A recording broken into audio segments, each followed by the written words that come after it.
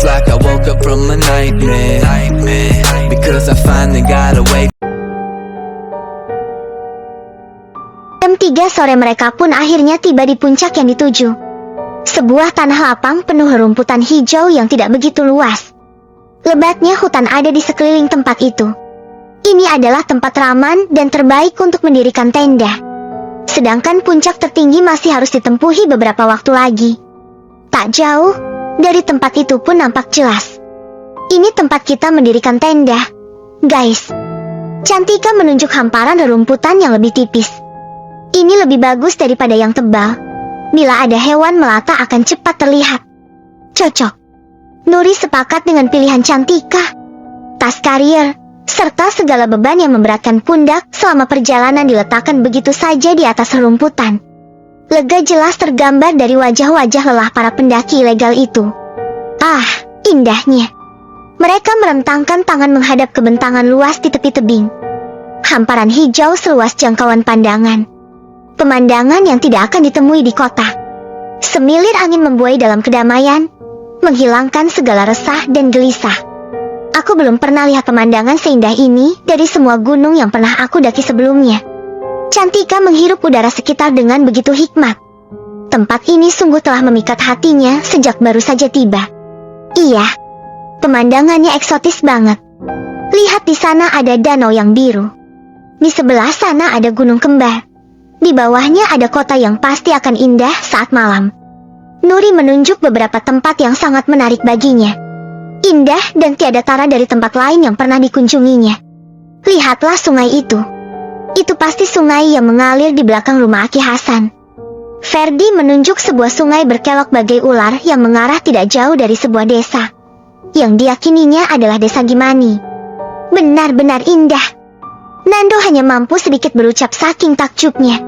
Ini pengalaman luar biasa baginya. Mungkin lain waktu dia akan melakukan hal sama, mendaki gunung. Cantika, Nando, dan Ferdi naik ke atas sebuah batu, lalu duduk di sana menikmati keindahan alam yang tersaji dari ketinggian. Lelahnya. Nuri berbaring di rerumputan yang lembut dan empuk bagai kasur.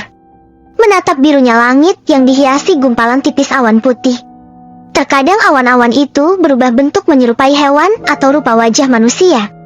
Nuri sangat menyukai awan-awan yang seperti itu. Apalagi jika imajinasinya menampilkan kucing hewan kesukaannya. Iya, lelah.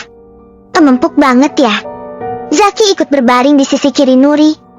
Matanya terpejam merasakan pijatan alami dari rerumputan. Tubuhnya yang lelah seketika kembali bugar. Nuri mengalihkan pandangan pada Zaki yang masih memejamkan mata. Nampak kedamaian pada lelaki yang telah berteman dengannya lebih dari 10 tahun itu. Tanpa sadar bibirnya tersenyum. Lelaki itu dulu adalah bocah ingusan yang cengeng. Seiring berjalannya waktu, dia telah berubah menjadi pria tampan yang pemberani. Zaki, panggilnya lembut. Usai menyebut nama itu pandangannya kembali menatap langit. Sementara Zaki menatap lembut sahabat yang masih berbaring di sampingnya. Seandainya kisah kita berakhir di sini, bagaimana menurutmu? Suara Nuri terdengar sedikit serak dan berat. Apa yang kamu katakan? Nuri, kita akan bersahabat selamanya. Kita udah janji buat selalu bareng-bareng, kan? Aku merasa ini akan menjadi cerita terakhir untuk kita.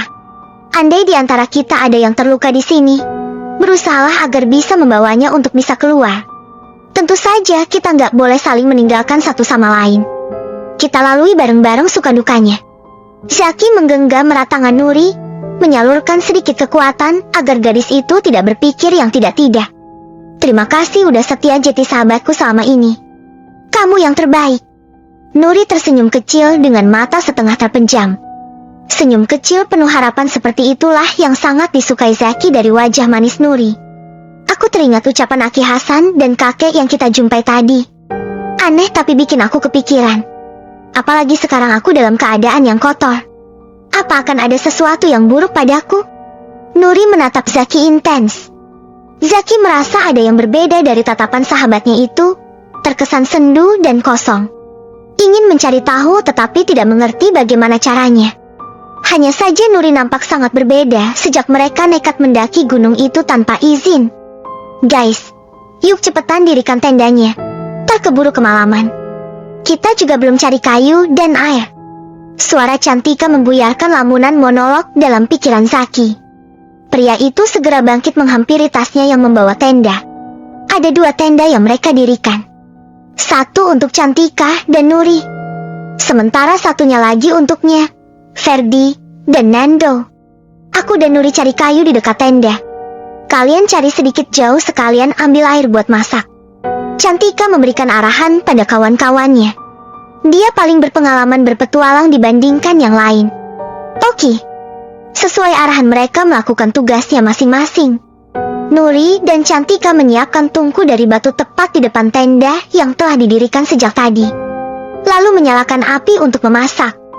Kulihat kamu dan Nando semakin mesra aja. Mau sampai kapan jadi teman tapi mesra? Tanya Nuri mengusik konsentrasi Cantika yang tengah berusaha menyalakan api. Dia lama banget nembaknya.